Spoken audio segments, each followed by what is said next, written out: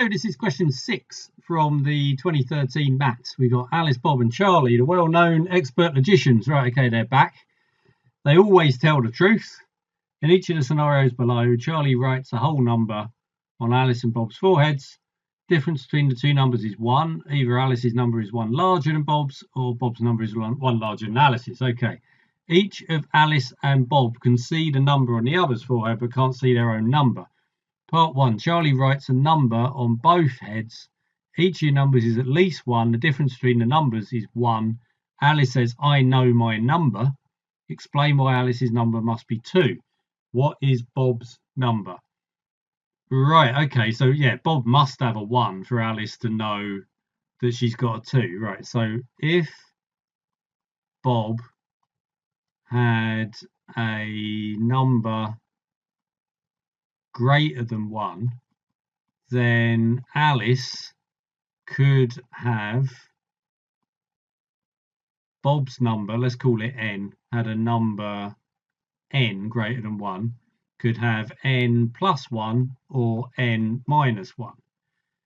If Bob has n equals 1, then Alice must have 2, because 0 is not allowed. So maybe put something in there saying it is ambiguous, that she doesn't know which one that she's got. Okay, right, let's ease this into it. Part 2. Charlie now writes new numbers on their foreheads and says each of your numbers is between 1 and 10 inclusive. So we've got an upper limit now of 10. Difference is still 1. Alice's number is prime. And then they tell us what a prime number is. So Alice doesn't know her number, and then Bob says that he doesn't know his number either. Okay. Right, so what's going on here? So Alice is a prime number. So 2, 3, 5, or 7. So she's got to be one of those. She doesn't know her number. So if A does not know, then B is not 1, because otherwise she'd know she had 2. And, well, similarly, can't be 8, because then she'd know she had 7. Well, or 2, actually, or she'd know she'd have 3. Or 3, because then she'd know she'd have 2. Right, okay, so can't be any of those, because A doesn't know. So that means then Bob has to be one of the other numbers. Bob can't be a 5. So, yeah, okay, yeah, let's get into this then. So, B is A plus or minus 1. So, B cannot be a 5 or a 7. Okay. Or a 9 or a 10. So there aren't many numbers left. That's 8 of the numbers gone there out of 10. So it can't be 1, 2, 3, 5, 7, 8, 9 or 10. So we got therefore B is 4 or 6. And that's just from the statement of A not knowing, I believe. Yeah. So, okay. Then Bob says he doesn't know. So if B does not know, then A, what have we got left? So B is 4 or 6. So A is not 2 then. A's got to be 3, 5 or 7. So if A was 3, Bob would know he was 4. Then if A was 3, then Bob would know.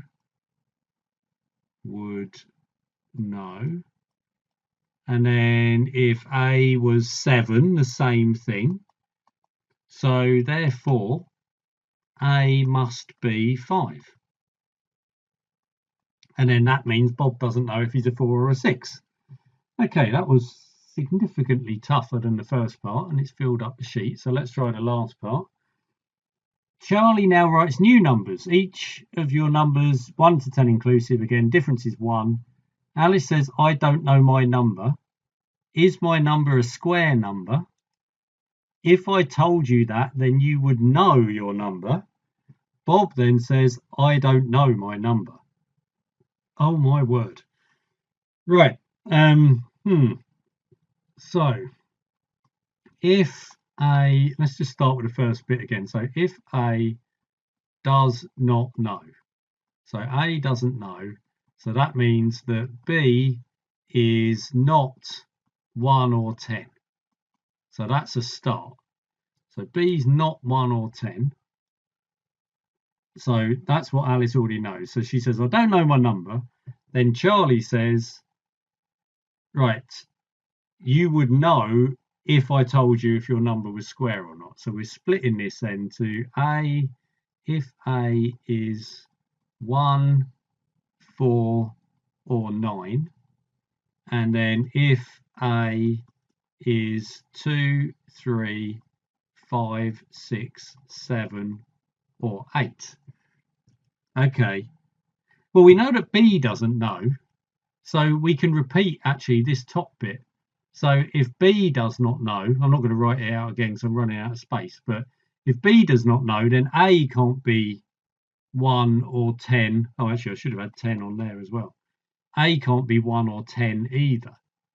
So A is not a 1 or a 10. Okay, so we've got that in our favour. Then, so if, right, so we've got these squares. There's only 2 options here, so I wonder if anything would know, we'd know what was going on. So if A is a 4, then B is 3 or 5. Okay, but that's not really helping. So A wouldn't know. So yeah, B would still be unsure. So even if A knew that she had 4, then that's not necessarily going to help. So we'll come back to that, leave that open. If A is 9, then, well, B would know. If A was 9, then B's going to know already, because we know that B isn't a 10, because otherwise A would have said that B is 10. So if A is 9, then B would know that they were 8. Then B would know that they are 8.